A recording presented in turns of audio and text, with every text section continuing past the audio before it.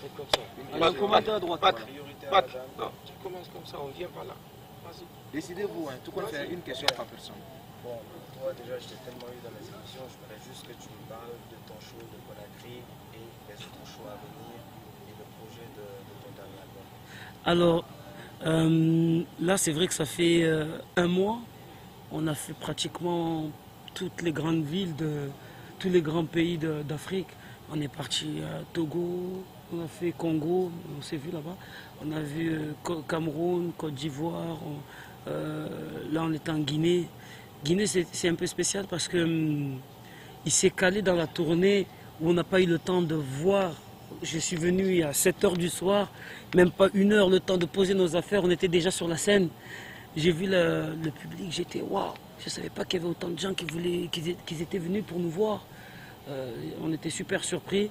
Et là, on continue maintenant, on a fini, c'était la dernière date africaine. Là maintenant, on retourne en Europe, on va faire Belgique, quelques dates en France, et après je vais voir mes enfants. Voilà, donc on arrive à la fin.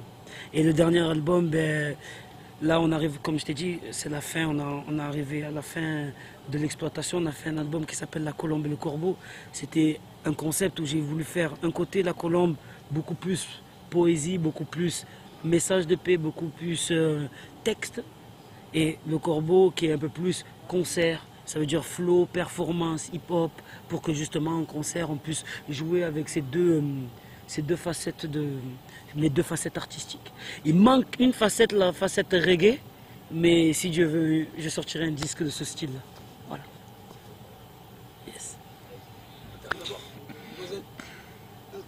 Oui. Moi c'est Jackie Camara, l'émission Top 10, justement, maman est partie. T'inquiète pas. J'ai trop crié. Je voulais savoir en fait comment tu arrives à gérer ta foi musulmane et la musique.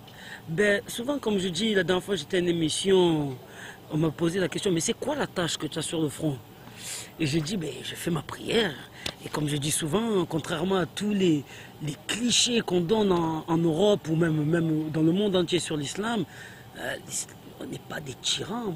Moi c'est ma spiritualité, ça m'a permis. Il y a des gens qui font du sport pour avoir la forme, pour avoir le mental. Eh ben moi je fais la prière, je me lève le matin, comme ça me permet de ne pas faire de bêtises jusqu'à l'heure de la dhuhr, de ne pas faire de bêtises jusqu'à l'as, et ça me permet de garder une mentalité forte et de continuer à garder des valeurs. Parce que c'est vrai que quand on vend beaucoup de disques, on voit que des milliers de personnes chantent tes chansons, tu peux vite perdre la tête. Et moi je trouve que c'est ça qui me permet de garder les pieds sur terre et de garder mes valeurs. Donc c'est comme ça que je le gère, ça me permet de tenir. Voilà. De rien. Alors, c'est dommage qu'il faut se proposer une seule question.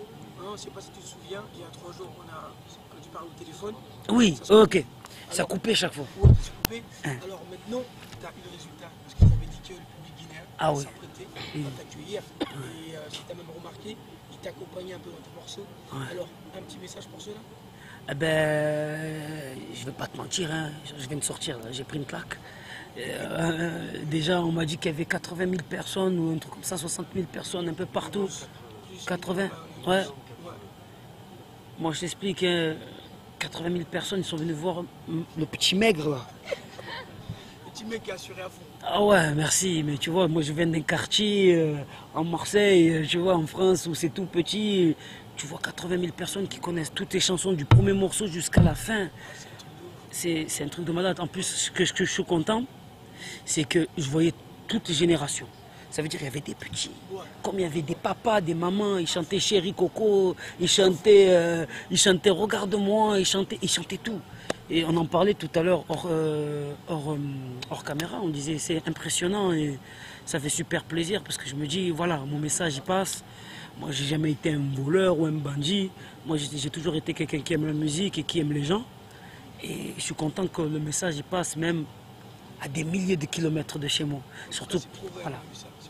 Voilà, c'est ça que moi, je suis super content. Voilà, tranquille. Ok, moi c'est Hussein Kaba de la radio Nostalgie Guinée et Vision Sud de la télé. Ouais. Je souhaiterais juste savoir quel est le véritable nom et prénom de Soprano. Alors moi je m'appelle Saïd Mrombaba. Mrombaba c'est le prénom de mon grand-père.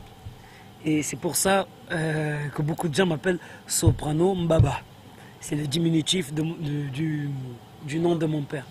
Mais en comorien, Baba, ça veut dire grande personne. Ça veut dire mon grand-père, on l'appelle Mbrumbaba, quelqu'un de grand. Et moi, j'ai pris ça en hommage à mon grand-père. Et c'est pour ça que j'ai collé ça.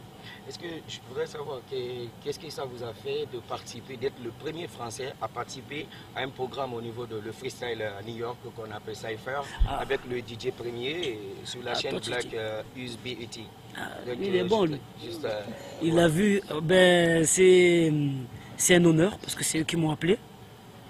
Et c'est vrai que les gens ils font pas gaffe. Je fais un résumé parce qu'il a posé une question un peu plus. Mais la question qu'il a posée, même en France, ça n'a pas longtemps, on ne m'a pas posé celle-là. Alors que c'est un gros truc. J'ai fait il y a 3 mois. J'étais au BET Award. On m'a appelé, les Américains m'ont appelé pour venir faire un truc avec le plus grand DJ de hip-hop qui s'appelle DJ Premier, pour que je vienne faire un freestyle pour représenter la France. Je suis le seul Français qui a fait ça, même le seul Européen. Et nous, on nous appelle, au début, je crois que c'était une blague. Il dit, il nous prend pour un con, je suis sûr qu'ils vont me faire un sketch arrivé là-bas. Et en fait, compte, non. Il y avait Estelle, la chanteuse, qui était là en train de me présenter.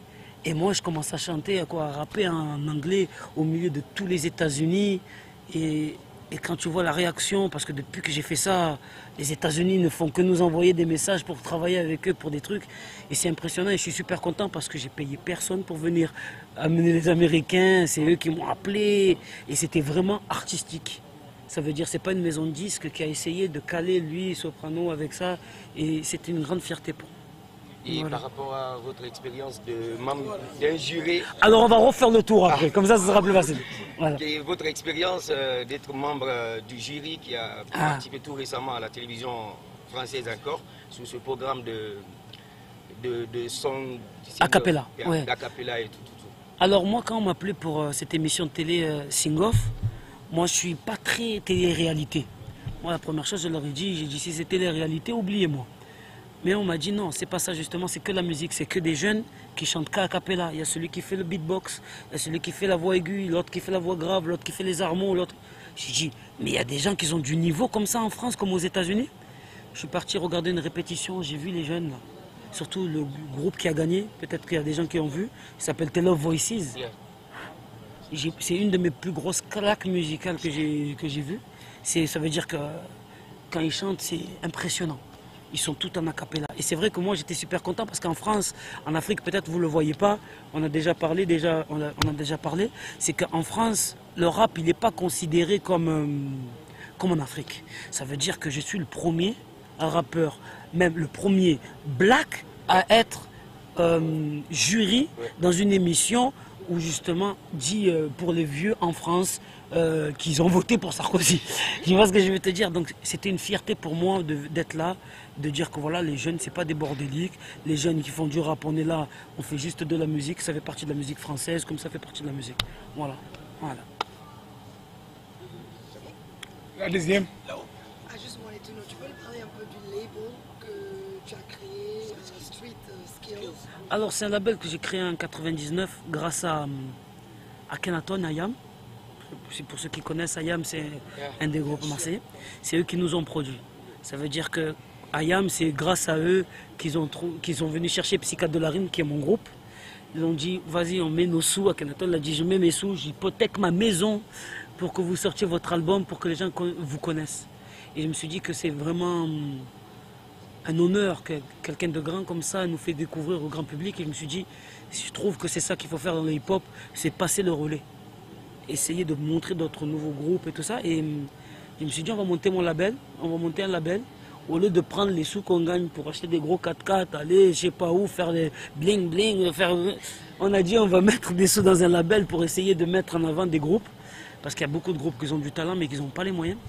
Et on a monté un label qui s'appelle Street Skills, où on a sorti un artiste qui s'appelle Mino, qui est un poète pour moi.